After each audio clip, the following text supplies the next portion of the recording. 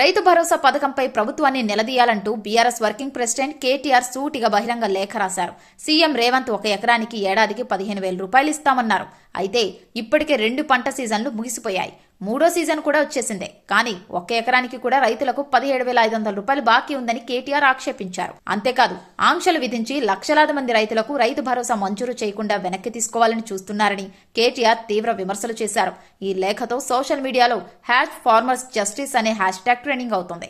రైతులకు మేలు చేయడం కంటే మాటలతో కాలక్షేపం చేస్తున్నారంటూ ఈ లేఖ రైతుల్లో ఆందోళన కలిగిస్తోంది. సీఎం రేవంత్ మరియు ప్రభుత్వంపై ఈ విమర్శలకు ఎలాంటి సమాధానం వస్తుందో చూడాలి. రైతు భరోసా పథకంపై ప్రభుత్వాన్ని నిలదీయాలంటూ బీఆర్ఎస్ వర్కింగ్ ప్రెసిడెంట్ కేటీఆర్ సూటిగా బహిరంగ లేఖ రాశారు. సీఎం రేవంత్ ఒక ఎకరానికి ఏడాదికి 15,000 రూపాయలు ఇస్తామన్నారు. అయితే ఇప్పటికే 2 పంట సీజన్లు ముగిసిపోయాయి. 3వ సీజన్ కూడా వచ్చేసిందే. కానీ ఒక్క ఎకరానికి కూడా రైతులకు 17,500 రూపాయలు బాకీ ఉందని కేటీఆర్ ఆక్షేపించారు. అంతేకాదు ఆంక్షలు విధించి లక్షలాది మంది రైతులకు రైతు భరోసా మంజూరు చేయకుండా వెనక్కి తీసుకోవాలని చూస్తున్నారని కేటీఆర్ తీవ్ర విమర్శలు చేశారు. ఈ లేఖతో సోషల్ మీడియాలో #ఫార్మర్స్ జస్టిస్ అనే హ్యాష్ట్యాగ్ ట్రెండింగ్ అవుతుంది.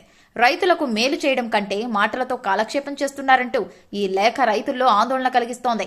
సీఎం రేవంత్ మరియు ప్రభుత్వంపై ఈ విమర్శలకు ఎలాంటి సమాధానం వస్తుందో చూడాలి.